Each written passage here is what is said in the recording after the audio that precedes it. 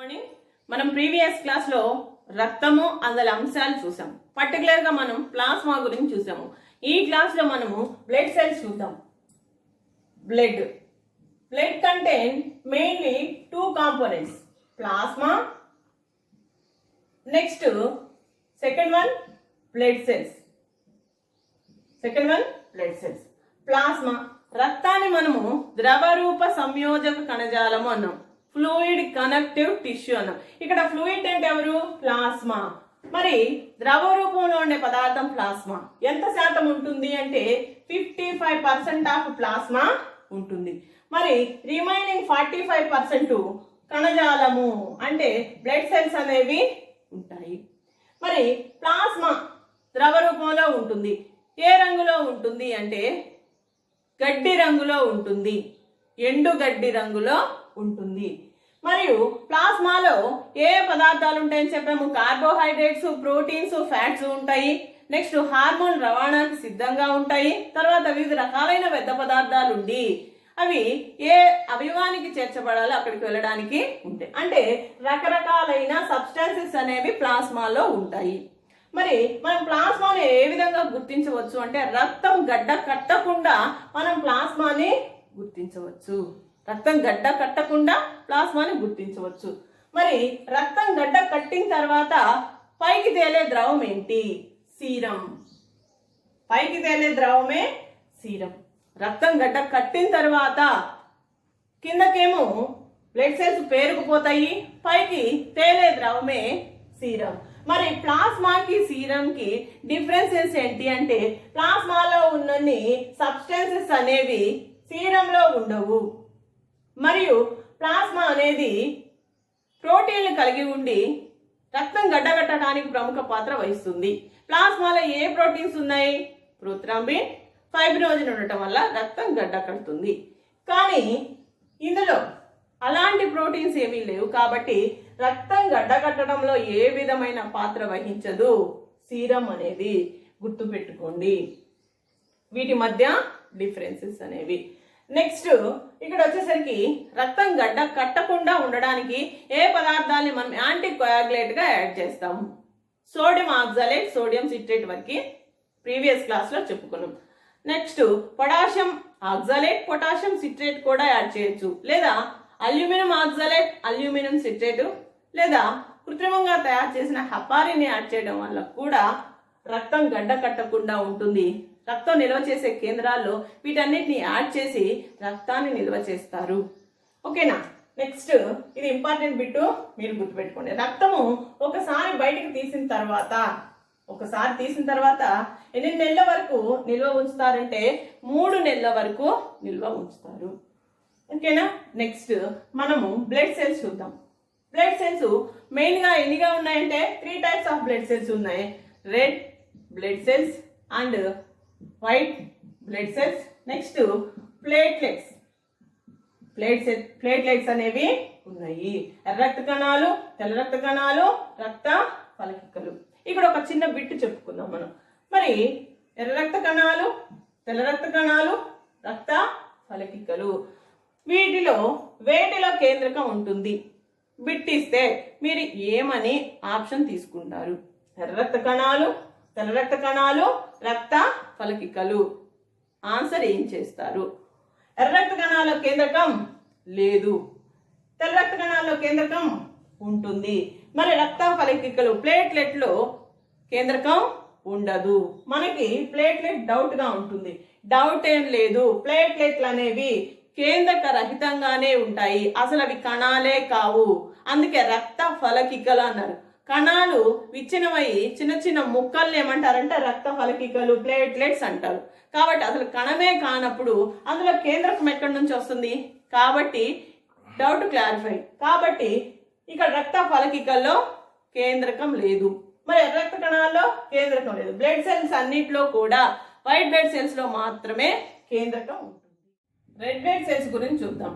Red blood cells కి మరేదైనా పేరుందా? Erythrocytes అని కూడా అంటారు. ఇంకా ఏమనొచ్చు? అరుణ కణాలు. ఎందుకని ఎర్రగా ఉంటాయి కనుక ఎరిథ్రోసైట్స్ అరుణ కణాలని అంటారు. నెక్స్ట్, ఎవరు మొట్టమొదటిసారిగా ఎర్ర రక్త కణాలని కనుగొన్నారు? ఆంటోనీ వాన్ లీవెన్ హుక్ అనే శాస్త్రవేత్త మొట్టమొదటిసారిగా ఈ ఎర్ర రక్త కణాలని కనుగొన్నారు.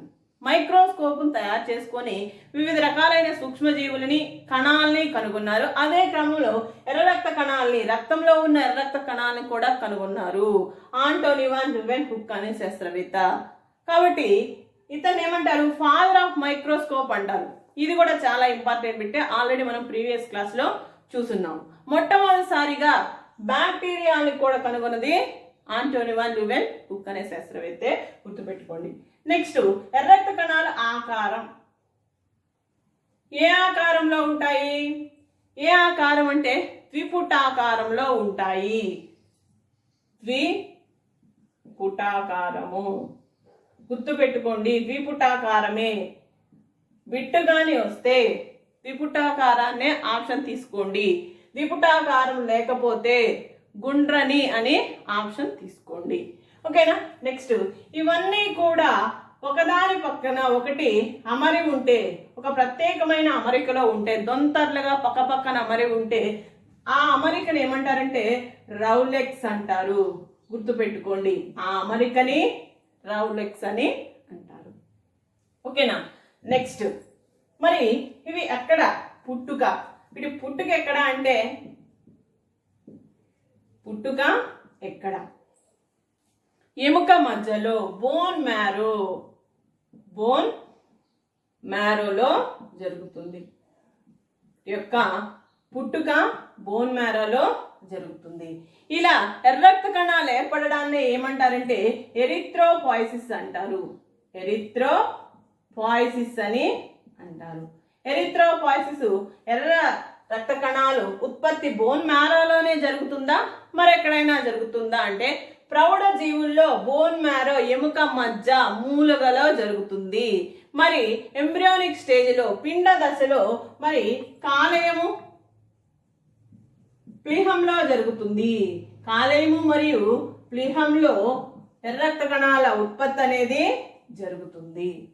గుర్తుపెట్టుకోండి. నెక్స్ట్, ఇక్కడ ఎర్ర రక్త కణాల ఉత్పత్తి బోన్ మ్యారోలో ఎక్కువ జరుగుతుందా, కాలేయంలో ఎక్కువ జరుగుతుందా, ప్లీహంలో ఎక్కువ జరుగుతుందా అంటే మీకు ఇలాంటి బిట్టుగాను వస్తే బోన్ మ్యారోలోనే ఎక్కువ ఉత్పత్తి జరుగుతుంది. ఎర్ర రక్త కణాలు కాలేయంలో, ప్లీహంలో, బోన్ మ్యారోలో వేటిలో ఎక్కువగా ఉత్పత్తి అవుతాయి అంటే బోన్ మ్యారోలోనే ఎక్కువగా ఉత్పత్తి అవుతాయి. ఓకేనా? నెక్స్ట్, ఎక్కడ ఎర్ర రక్త కణాలు విచ్ఛిన్నం అవుతాయి అంటే, ఎర్ర రక్త కణాలు విచ్ఛిన్నాన్ని ఏమంటారు అంటే ఎరిథ్రోలైసిస్. ఎర్ర రక్త కణాల విచ్ఛిన్నాన్ని ఎరిథ్రోలైసిస్ అంటారు. ఎరిథ్రోలైసిస్ ఎక్కడెక్కడ జరుగుతుంది అంటే ఎర్ర రక్త కణాలు వాటి యొక్క సామర్థ్యాన్ని కోల్పోయిన తర్వాత ప్లీహానికి, కాలేయానికి వెళతాయి. కాబట్టి ప్లీహంలో, కాలేయంలో ఎర్ర రక్త కణాల విచ్ఛిన్నం అనేది జరుగుతుంది. దాన్ని ఎరిథ్రోలైసిస్ అంటారు. ఇంకా ఎర్ర రక్త కణాలని ముఖ్యంగా ప్లీహంలో ఎక్కువగా విచ్ఛిన్నం జరుగుతాయి కాబట్టి దీన్ని burial ground of red blood cells, ఎర్ర రక్త కణాల శ్మశాన వాటిక అని ప్లీహాన్ని అంటారు. గుర్తుపెట్టుకోండి. మరి కాలేయంలో కూడా ఎర్ర రక్త కణాలు విచ్ఛిన్నం జరుగుతాయి. మనకి బైల్ జ్యూసెస్ చూసాము. ఈ బైల్ జ్యూసెస్ అనేది ఎక్కడి నుంచి ఏర్పడతాయి అని చదువుకున్నామంటే ఎర్ర రక్త కణాలు వచ్చి కాలేయానికి, కాలేయంలో ఎర్ర రక్త కణాలు విచ్ఛిన్నమైనప్పుడు ఈ బైల్ జ్యూసెస్ అనేవి ఏర్పడతాయి అని కూడా మనం చెప్పుకున్నాము. కాబట్టి ఇలాగా లివర్లో, స్ప్లీన్లో రెడ్ బ్లడ్ సెల్స్ అనేవి స్పాయిల్ అవుతూ ఉంటాయి. మరి వీటి యొక్క జీవిత కాలం ఎంత? వీటి యొక్క జీవిత కాలం వీడి జీవిత కాలం ఎంత అంటే 120 days. ఓకేనా? 120 రోజులు. మనం ఇలాంటి బిట్స్ వచ్చినప్పుడు చాలా అబ్బా 6th 7th నుంచి చదువుకున్నాము, చాలా ఈజీగా ఉంది అనుకుంటాం. కానీ 120 అనిస్తే డైరెక్ట్గా ఈజీగా మనం ఐడెంటిఫై చేస్తాం. కానీ A 100 to 110, B 100 to 120 C 110 to 120 ఇలా ఇచ్చినప్పుడు మనం ఏ ఆప్షన్ తీసుకోవాలంటే ఆప్షన్ సి అనేది తీసుకోవాలి. 110 to 120 డేస్ ఎర్ర రక్త కణాల జీవితకాలం 110 రోజుల నుంచి 120 రోజుల వరకు ఉంటుంది. ఓకేనా. నెక్స్ట్ ఇక్కడ ఒక మన ఇంపార్టెంట్ బిట్ చూద్దాం. బోన్ మ్యారోలో ఎర్ర రక్త కణాలు పుట్టుక అనేది జరుగుతుంది. కానీ నిమ్న స్థాయి జీవులైన అకశేరుక జీవులలో బోన్ మ్యారో ఉండదు. ఎగ్జాంపుల్ వానపాము. వానపాము రక్తం ఎలా ఉంటుంది? ఎర్రగా ఉంటుంది. అంటే ఎర్రగా ఉంది అంటే హిమోగ్లోబిన్ ఉంది. హిమోగ్లోబిన్ ఉంది కానీ ఇక్కడ ఎర్ర రక్త కణాలు లేవు. హిమోగ్లోబిన్ అనేది ప్లాస్మాలో కరిగి ఉంటుంది. మరి ఇలాంటి జీవుల్లో నిమ్న స్థాయి జీవుల్లో ఎర్ర రక్త కణాలు ఏర్పడితే ఎక్కడి నుంచి ఏర్పడతాయి అంటే వృక్క సంయోజక నాళాల నుంచి ఎర్ర రక్త కణాలు ఏర్పాటు అనేది జరుగుద్ది. ఎందుకు? ఇక్కడ బోన్ మ్యారో కానీ లేకపోతే కాలేయం కానీ ప్లిహం కానీ లేవు. ఎందుకు అంటే పరిణామ క్రమంలో అకశేరుకాలు ముందు ఏర్పడ్డాయి, తర్వాత సకశేరుకాలు అనేవి ఏర్పడ్డాయి. సకశేరుకాలు ఉన్నత స్థాయి అభివృద్ధి చెందిన జీవులు కనుక రక్త ప్రసరణ వ్యవస్థ కూడా అభివృద్ధి చెందింది కనుక ఈ రకాలైన అవయవాలు ఏర్పడి ఎర్ర రక్త కణాల ఉత్పత్తి బోన్ మ్యారోలో కానీ కాలేయం ప్లిహంలో కానీ జరుగుతుంది. అవేమీ లేవు కాబట్టి నిమ్న స్థాయి జీవులైన అకశేరుకాల్లో వృక్కాలు లేదా వృక్క సంయోజక నాళాల్లో ఎర్ర రక్త కణాల ఉత్పత్తి అనేది జరుగుతుంది. ఇది చాలా ఇంపార్టెంట్ బిట్టు, గుర్తుపెట్టుకోండి. నెక్స్ట్ ఇక్కడ 120 డేస్ చూసాము. అయితే ఎర్ర రక్త కణాల జీవిత కాలాన్ని ఏ విధంగా లెక్క కడతారు అంటే ఇక్కడ ఐసోటోప్ని క్రోమియం 51 అనే ఐసోటోప్ను ఉపయోగించి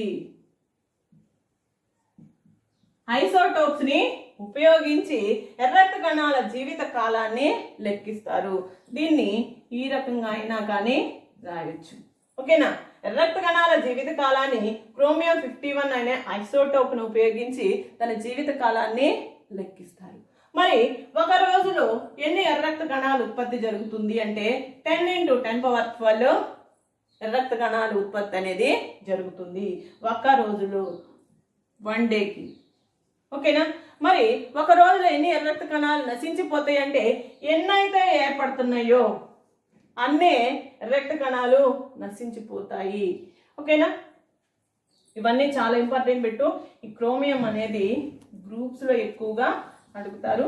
నెక్స్ట్ ఎర్ర రక్త కణాలలో కేంద్రకం ఉంటుందా ఉండదా? కేంద్రకం గురించి చూద్దాం. ఎర్ర రక్త కణాల్లో కేంద్రకం లేదు. మరి ఎర్ర రక్త కణాల్లోనే ఏ జీవుల్లో ఉంటుంది ఏ జీవుల్లో ఉండదు అంటే చూడండి, క్షీరదాలలో ఎర్ర రక్త కణాల్లో కేంద్రకం లేదు. కానీ క్షీరదాలు ఏ ఫైలం కిందకి మొత్తం దేంట్లో ఉన్నాయంటే సకశేరుకాలలో ఉన్నాయి. సకశేరుకాలు ఏమేమి ఉన్నాయి? 5 వర్గాలు ఉన్నాయి. చేపలు, ఉభయచరాలు, నెక్స్ట్ సరీసృపాలు, 4 పక్షులు ఉన్నాయి, 5 క్షీరదాలు ఉన్నాయి. ఓకేనా. ఇక్కడ మరి ఏ జీవుల్లో వీటన్నిటిలో కూడా రక్తం ఎర్రగా ఉంటుంది. ఎర్రగా ఉండటానికి కారణము ఎర్ర రక్త కణాల్లో హిమోగ్లోబిన్ ఉంటుంది. ఓకేనా. చేపల్లో ఎర్ర రక్త కణాల్లో కేంద్రకం ఉంటుంది. ఉభయచరాల్లో కేంద్రకం ఉంటుంది. సరీసృపాల్లో కూడా ఎర్ర రక్త కణాల కేంద్రకం ఉంటుంది. పక్షుల్లో కూడా ఎర్ర రక్త కణాల్లో కేంద్రకం ఉంటుంది. ఒక క్షీరదాల్లో మాత్రం ఎర్ర రక్త కణాల్లో కేంద్రకం లేదు. ఓకేనా. కానీ ఒంటె, లామా జీవులలో లామా క్షీరదాలే అయినప్పటికీ ఈ జీవులలో ఎర్ర రక్త కణాల్లో కేంద్రకం ఉంటుంది, గుర్తుపెట్టుకోండి. నెక్స్ట్ ఎర్ర రక్త కణాల జీవిత కాలం 120. ఇక్కడ కొన్నిసార్లు 120 లేదా 4 నెలలు అనైనా ఇవ్వవచ్చు. ఓకేనా. 120 బదులు 4 months అని కూడా ఇవ్వచ్చు, గమనించండి. ఇప్పుడు కొన్ని బిట్స్ చూద్దాం. ఏ జీవిలో అత్యంత పెద్ద రక్త కణం ఉంటుంది? ఏ జీవిలో పెద్ద రక్త కణం ఉంటుంది? ఏనుగులో ఉంటుంది. ఓకేనా? ఏనుగులో పెద్ద రక్త కణం అనేది ఉంటుంది. మరి చిన్న రక్త కణము కస్తూరి జింకలో చిన్నది ఎర్ర రక్త కణం ఉంటుంది. మరి పొడవైన ఎర్ర రక్త కణం ఏ జీవిలో ఉంటుంది? ఆంఫియూమాలో పొడవుగా ఉండే ఎర్ర రక్త కణం అనేది ఉంటుంది. ఆంఫియూమా అంటే ఉభయచరం. ఆంఫి అనగానే మనకు అర్థమైపోతుంది, ఉభయచరజీవి. ఓకేనా? ఇవి కొన్ని ఇంపార్టెంట్ బిట్స్ గుర్తుపెట్టుకోండి. ఎర్ర రక్త కణాల సంఖ్య ఎక్కువైతే ఏమంటారు అంటే పాలిసైథీమియా. ఓకేనా? పాలిసైథీమియా అని అంటారు. దీన్ని ఏమంటారంటే పాండురోగము అంటారు. పాండురోగం. ఓకేనా? ఎర్ర రక్త కణాల సంఖ్య ఉండాల్సిన దానికంటే ఎక్కువగా ఉంటే పాలిసైథీమియా లేదా పాండురోగము అంటారు. మరి ఎర్ర రక్త కణాల సంఖ్య ఉండాల్సిన దానికంటే తగ్గితే దాన్ని ఎరిత్రోఫీనియా అంటారు.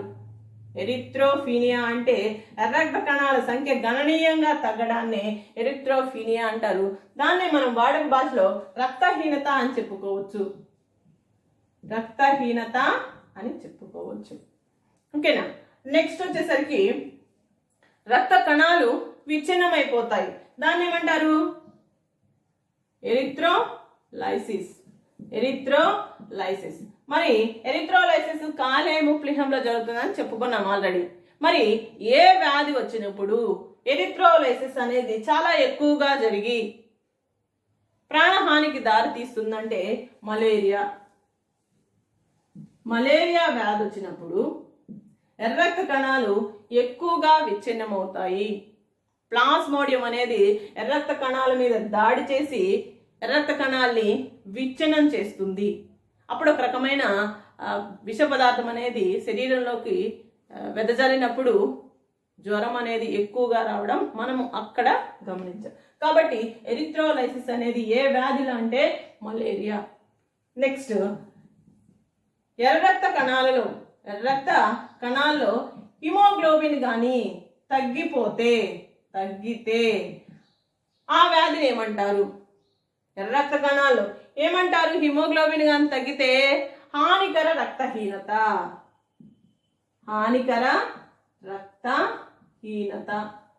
ఓకేనా? ఇది మనం ఎక్కడో విన్నట్టున్నాం. ఎక్కడ? విటమిన్స్ దగ్గర మనం చూసాం. విటమిన్స్ లో చూడండి, B12 విటమిన్ సైన్కోబాలిమిన్ కానీ తగ్గినట్టయితే రక్తహీనత, దీన్నే మనం ఫెర్నీషియస్ ఎనీమియా, హానికర రక్తహీనతకి దారితీస్తుంది. ఎందుకు? ఎర్ర రక్త కణాల్లో హిమోగ్లోబిన్ శాతం తగ్గిపోతుంది. ఎందుకని? ఐరన్ అనేది తక్కువగా ఉండడం వల్ల. అందుకే ప్రెగ్నెన్సీ ఉమెన్స్ కి ఫోలిక్ ఆమ్లాన్ని ఎక్కువగా ఇస్తారు. ఎందుకు? ఫోలిక్ ఆమ్లం కూడా ఎర్ర రక్త కణాల ఉత్పత్తిని ఎక్కువగా ప్రోత్సహిస్తూ ఉంటుంది. ఓకేనా? నెక్స్ట్ వచ్చేసరికి గణనీయంగా ఎర్ర రక్త కణాల్లో హిమోగ్లోబిన్ శాతం తగ్గిపోతే ఆ వ్యాధిని ఏమంటారంటే తలసేమియా అంటారు. గుర్తుపెట్టుకోండి, తలసేమియా అంటారు. తలసేమియా వంశపారంపర్యంగా వస్తుంది. వంశపారంపర్యం ఒక జనరేషన్ నుంచి ఇంకో జనరేషన్కి జన్యు ద్వారా ఈ తలసేమియా అనేది వస్తుంది. అసలు తలసేమియా అంటే ఏంటి అంటే ఎర్ర రక్త కణాల్లో హిమోగ్లోబిన్ శాతం అనేది చాలా తక్కువగా ఉండి ఇది ఆక్సిజన్తో బంధించబట్టము బలహీనమైన బంధాలను ఏర్పరచుకుంటుంది. ఆక్సిజన్తో హెచ్బి అనేది బలహీనమైన బంధాలను ఏర్పరచుకొని కణాలకి సరఫరా ఆక్సిజన్ సరిగ్గా జరగదు.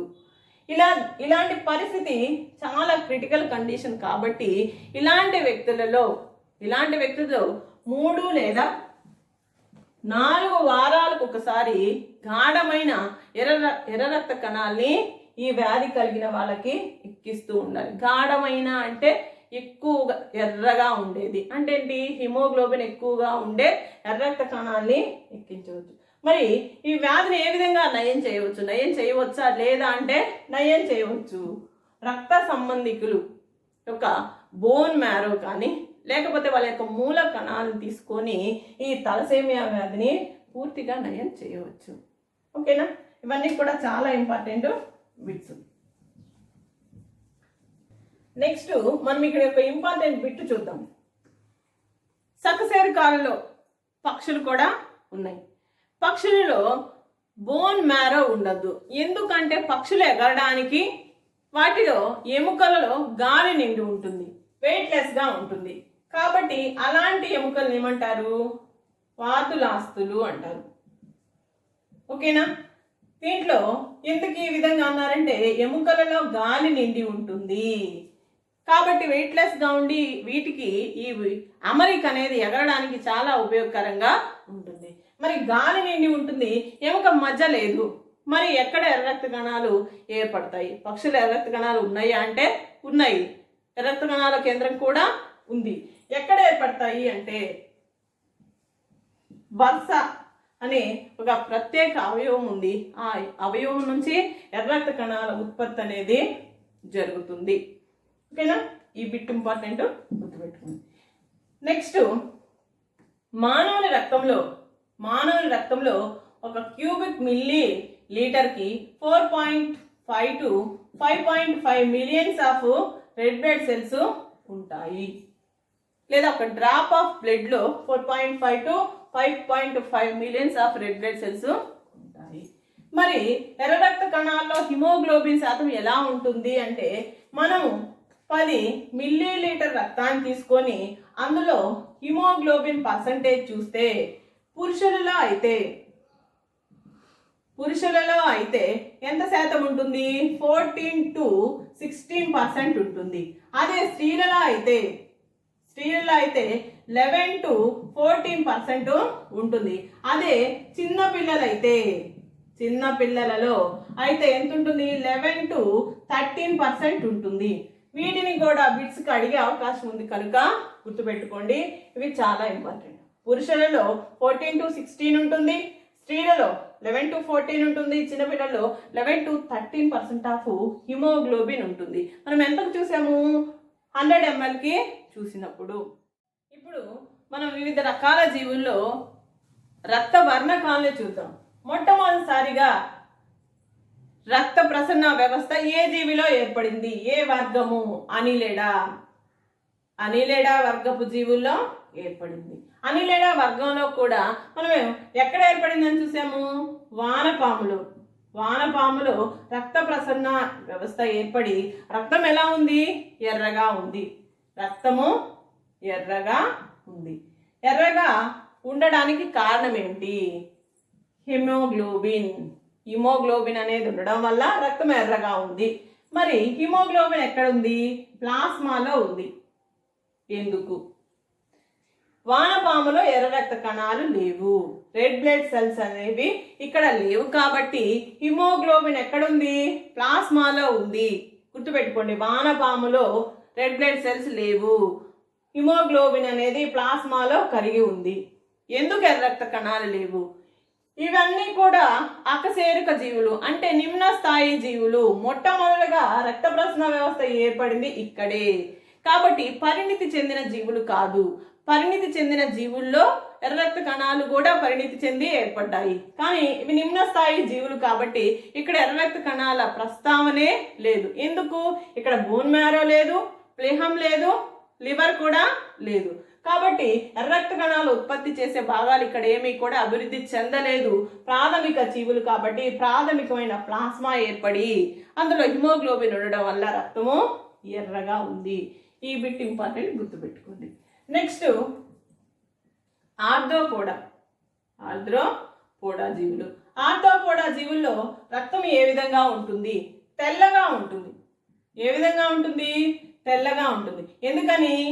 ఈ జీవుల యొక్క రక్తంలో హిమోగ్లోబిన్ అనేది లేదు కనుక ఆర్థ్రోపోడా జీవుల్లో రక్తము తెల్లగా ఉంటుంది. కనుకే వాయువుల వినిమయానికి ఇది ఉపయోగపడదు. అందుకే దీంట్లో ప్రత్యేకమైన శ్వాసనాళ వ్యవస్థ అనేది ఏర్పడింది. దేనికి? శ్వాసక్రియకి, వాయువుల యొక్క వినిమయానికి ఇక్కడ ప్రత్యేకమైన వ్యవస్థ, శ్వాసనాళ వ్యవస్థ అనేది ఏర్పడింది. నెక్స్ట్ మలస్కా జీవులు. మలస్కా వర్గంలో రక్తం ఏ విధంగా ఉంటుంది? నీలంగా ఉంటుంది. మరి హెచ్బి ఉందా అంటే ఉంటుంది, హెచ్బి ఉంటుంది. కానీ దీంట్లో కాపర్ ఉండడం వల్ల రక్తానికి నీలం అనేది వచ్చింది. ఓకేనా? నెక్స్ట్ ఇకైనోడెర్మేటాలో ప్రత్యేకమైన రక్తనాళ వ్యవస్థ అనేది ఏం లేదు, కానీ జల ప్రసరణ వ్యవస్థ అనేది ఏర్పడి ఇది ప్రసరణకి ఉపయోగపడుతుంది. మిగిలిన సకశేరుకాలైన చేపలు, ఉభయచరాలు, సరీసృపాలు, పక్షులు, క్షీరదాలలో రక్తంలో హిమోగ్లోబిన్ ఉండటం వల్ల ఏ విధంగా ఉంటుంది? ఎర్రగా ఉంటుంది. ఓకేనా? హిమోగ్లోబిన్ ఉండటం వల్ల ఎర్రగా ఉంటుంది. ఈ హిమోగ్లోబిన్ ఎక్కడ ఉంటుంది? ఎర్ర రక్త కణాలలో ఉంటుంది. హిమోగ్లోబిన్ స్ట్రక్చర్ చూద్దాం.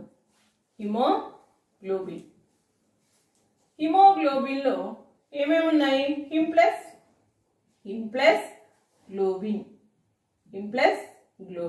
మరి హిమ్ లో ఏముంది అంటే ఐరన్ ఉంటుంది. ఐరన్ మాలిక్యూల్స్ ఉంటాయి. ఎన్ని ఐరన్ మాలిక్యూల్స్ ఉంటాయి? 4 ఐరన్ మాలిక్యూల్స్ ఉంటాయి. దీన్ని ఏమంటారు అంటే పోర్ఫైరిన్ అంటారు. పోర్ఫైరిన్ అని అంటారు. మరి గ్లోబిన్ అంటే ఏంటి అంటే, గ్లోబిన్ అంటే ప్రోటీన్ మాలిక్యూల్. మరి పోర్ఫైరిన్స్ ప్రోటీన్స్ కలిస్తే హిమోగ్లోబిన్ ఏర్పడుతుంది. Haem plus globin. హిమ్లో ఏమున్నాయి? ఐరన్. ఎన్ని ఉన్నాయి? 4 ఉన్నాయి. పోర్ఫైరిన్ అంటున్నారు ఈ స్ట్రక్చర్ ని. మరి గ్లోబిన్ అంటే ఏంటి? Protein molecule. ఈ రెండు కలవడం వల్ల హిమోగ్లోబిన్ అనేది ఏర్పడుతుంది. మనము ఎర్ర రక్త కణాన్ని పరిశీలిస్తే చూద్దాం. ఈ ఎర్ర రక్త కణంలో స్ట్రోమా రీజియన్ లో లోపల ఉండే భాగాల్లో ఏ విధంగా ఉంటాయంటే 4 రకాలైన చైన్స్ అనేవి ఉంటాయి. 4 రకాల చైన్స్ ఈ విధంగా 4 ఉంటాయి. ఈ 4 ఫెర్రస్ అణువులు ఇలా ఉండడం వల్ల ఈ ఫెర్రస్ అణువులు ఎన్నున్నాయి? 1, 2, 3, 4 ఉన్నాయి. ఈ చైన్ ఏమో ఆల్ఫా చైన్ అని, మరి ఈ చైన్ ఏమో బీటా చైన్ అని అంటారు. ఇక్కడేమో ఆల్ఫా చైన్, బీటా చైన్స్. ఈ రకంగా 4 చైన్స్ అనేవి ఉంటాయి. Alpha chain, beta chain. ఈ రకంగా 4 గొలుసులతోటి ఐరన్ అణువులు బంధించబడి ఉంటాయి. ఫెర్రస్ స్థితిలో బంధించబడి ఉంటాయి. ఈ హెచ్బి అనేది ఏ రకంగా ఆక్సిజన్ ని బంధిస్తుంది అంటే, ప్రతి ఐరన్ మాలిక్యూల్ అనేది ఒక ఆక్సిజన్ ని బంధిస్తుంది. కాబట్టి 4 ఫెర్రస్ అణువులు ఉన్నాయి. కాబట్టి 4 అణువుల ఫెర్రస్ అణువులు ఉన్నాయి. కాబట్టి 4 అణువుల ఆక్సిజన్ ని సరఫరా చేస్తుంది. ఓకేనా? 4 అణువుల ఆక్సిజన్ సరఫరా చేస్తుంది. ఈ రకంగా ఎర్ర రక్త కణాల్లో 4 చైన్స్ ఉండి 4 ఫెర్రస్ మాలిక్యూల్స్ ఉంటాయి. ప్రతి ఫెర్రస్ మాలిక్యూల్ ఆక్సిజన్ తో కంబైండ్ అయ్యి ఆక్సిజన్ ని సరఫరా చేస్తుంది. ఈ రకంగా హెచ్బి అనేది ఆక్సిజన్ తో కంబైండ్ అవడం వల్ల HbO2 అనేది ఆక్సి హిమోగ్లోబిన్ అనేది ఫామ్ అవుతుంది. ఈ ఆక్సి హిమోగ్లోబిన్ బంధించబడడం అనేది ఊపిరితిత్తుల్లో ఎక్కువగా ఉంటుంది. హెచ్బి హిమోగ్లోబిన్ ఆక్సిజన్ తో బంధించబడటము ఊపిరితిత్తుల్లో ఎక్కువగా ఉంటుంది. ఎందుకు ఎక్కువగా ఉంటుందంటే, ఊపిరితిత్తుల్లో ఆక్సిజన్ ఎక్కువగా ఉంటుంది. మనం శ్వాసక్రియలో తీసుకున్న ఆక్సిజన్ ఎక్కువగా ఊపిరితిత్తుల్లో ఉన్నప్పుడు హెచ్బి అనేది ఎక్కువగా ఆక్సిజన్ తో బంధాన్ని ఏర్పరచుకొని సంతృప్తి చెందుతుంది. ఆ రకంగా బంధాన్ని ఏర్పరచుకొని అది రక్తనాళాల నుంచి ప్రయాణించి కణాలకు వెళ్ళినప్పుడు అక్కడ ఆక్సిజన్ అనేది తక్కువగా ఉంటుంది. కాబట్టి పాక్షిక పీడనం తగ్గిపోతుంది. ఎప్పుడైతే పాక్షిక పీడనం తగ్గిపోతుందో అప్పుడు మళ్ళా HbO2గా విడిపోయి కణాలకి ఆక్సిజన్ ని అందిస్తుంది. కనుక ఇది ఒక ద్విగత చర్య. Hb+O2 combined HbO2 haemoglobin oxy haemoglobin గా ఏర్పడుతుంది. తిరిగి కణాలకు వెళ్ళినప్పుడు అదే విధంగా Hb+O2 గా విడిపోతుంది. కాబట్టి ఈ చర్యను ఏమంటారంటే ద్విగత చర్య అని అంటారు. ఈ చర్యలు ఎక్కువగా నిమ్న స్థాయి జీవులు, చిన్న స్థాయి జీవుల్లో చాలా ఎక్కువగా జరుగుతుంది. ఎందుకు అంటే వాటి శరీరానికి ఎక్కువ ఆక్సిజన్ కాబట్టి ఎక్కువ ఆక్సిజన్ శరీరానికి సరఫరా చేయబడుతూ ఉంటుంది. ఎందుకని చిన్న జీవుల్లో జీవక్రియ ఆధార రేటు ఎక్కువగా ఉంటుంది. మరియు మనలో కూడా ఎక్కువగా ఎప్పుడు జరుగుతుంది అంటే pH వాల్యూస్ చేంజ్ అయినప్పుడు కానీ లేకపోతే ఉష్ణోగ్రత పెరిగినప్పుడు అంటే ఫీవర్లు వచ్చినప్పుడు కూడా ఆధార జీవక్రియ రేటు పెరగడం వల్ల ఆక్సిజన్ ఉత్పత్తి అంటే సరఫరా కూడా మనకి ఎక్కువగా అవుతుంది పరిగెట్టినప్పుడు. కొన్ని పరిస్థితుల్లో ఇలా జరుగుతుంది. Next haemoglobin. హిమోగ్లోబిన్ అనేది ముఖ్యమైన ఒక రక్త వర్ణకము. ఎక్కువ జీవుల్లో హిమోగ్లోబినే ఉంటుంది. హిమోగ్లోబిన్లో హిమ్+గ్లోబిన్ ఉంది, ఆక్సిజన్ని సరఫరా చేస్తుంది. ఇంకా ఏమున్నాయి? నెక్స్ట్ హిమోగ్లోబిన్ తర్వాత ఏ రక్త వర్ణం అనేది ఆక్యుపై చేసిందంటే హిమోసైనిన్.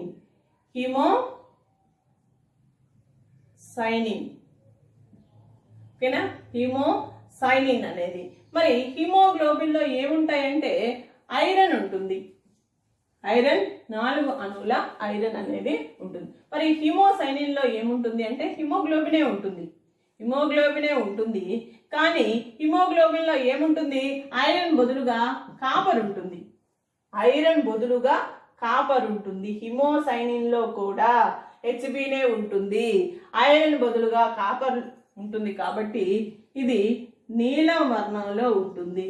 ఏ జీవుల్లో ఉంటుంది? మలస్కా జీవుల్లో ఉంటుంది. ఓకేనా? నెక్స్ట్ వచ్చేసరికి హిమో ఎరిత్రిన్ అనేది ఏ జీవుల్లో ఉంటుంది అంటే నిమ్న స్థాయి జీవుల్లో ఉంటుంది. దీంట్లో ఏముంటుందంటే దీంట్లో కూడా హెచ్బినే ఉంటుంది, ఐరనే ఉంటుంది. ఇది కూడా ఎలా ఉంటుంది? ఎర్రగా ఉంటుంది. ఐరన్ ఉంది అంటే ఎర్రగా ఉంటుంది.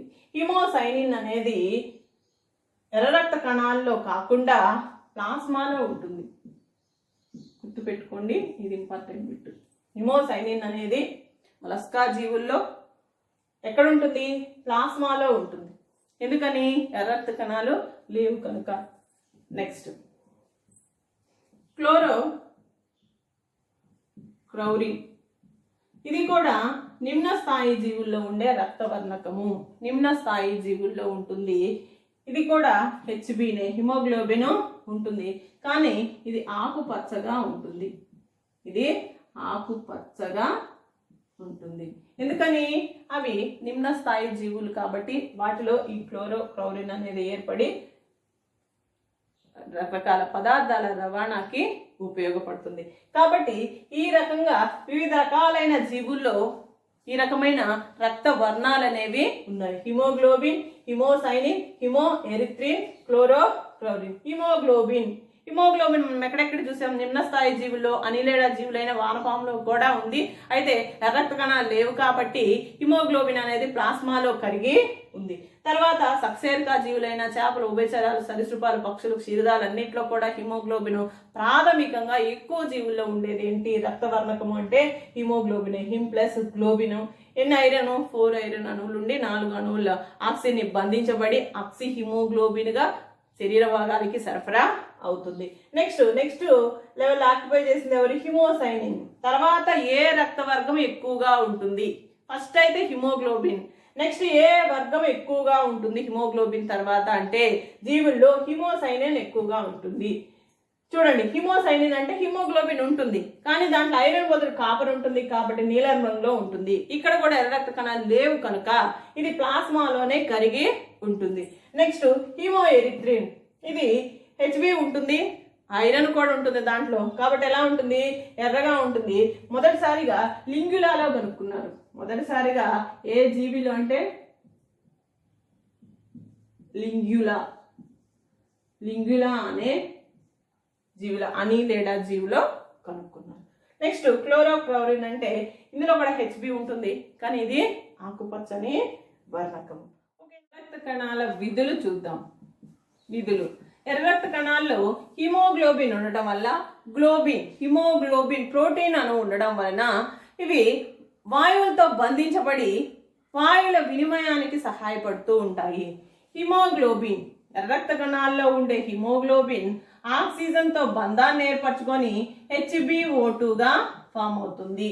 మరి ఈ HbO2 అనేది ఏ రకంగా ఏర్పడుతుంది అంటే ఊపిరితిత్తుల్లో ఆక్సిజన్ ఎక్కువగా ఉంటుంది కాబట్టి ఆక్సిజన్ యొక్క పాక్షిక పీడనం ఎక్కువగా ఉంటుంది కాబట్టి ఆక్సిజన్ హిమోగ్లోబిన్తో బంధాన్ని ఏర్పరచుకుంటుంది. ఎప్పుడైతే ఆక్సిజన్ ఎక్కువగా ఉంటుందో అప్పుడు హిమోగ్లోబిన్తో బంధాలు ఏర్పరచుకొని ఆక్సిహిమోగ్లోబిన్గా ఏర్పడుతుంది. ఆక్సిహిమోగ్లోబిన్గా ఏర్పడి ఎక్కడికి వెళుతుంది? కణాలకి వెళుతుంది. కణాలకు వెళ్ళిన తర్వాత కణాలలో ఆక్సిజన్ అనేది తక్కువగా ఉంటుంది. అంటే ఆక్సిజన్ యొక్క పాక్షిక పీడనం తక్కువగా ఉంటుంది కాబట్టి HbO2 విడిపోతుంది. Hb+O2గా విడిపోయి O2ని కణాలకి ఇచ్చి తిరిగి Hbగా మారుతుంది.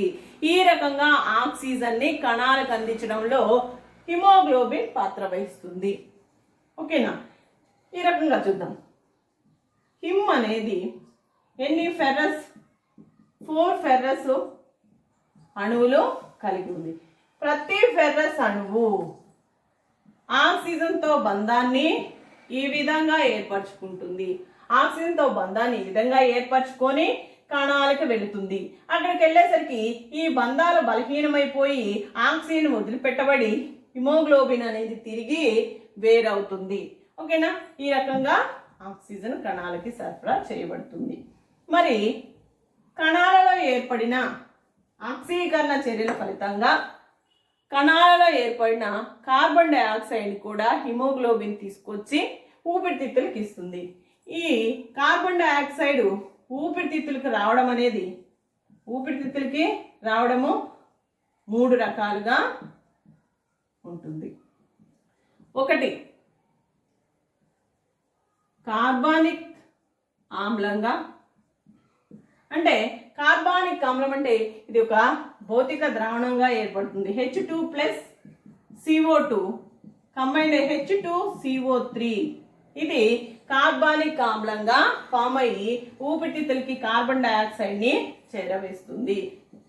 ఇంకొక రకమైన చర్యలో హిమోగ్లోబిన్ అనేది కార్బన్ డైఆక్సైడ్తో బంధించబడి కార్బామైనో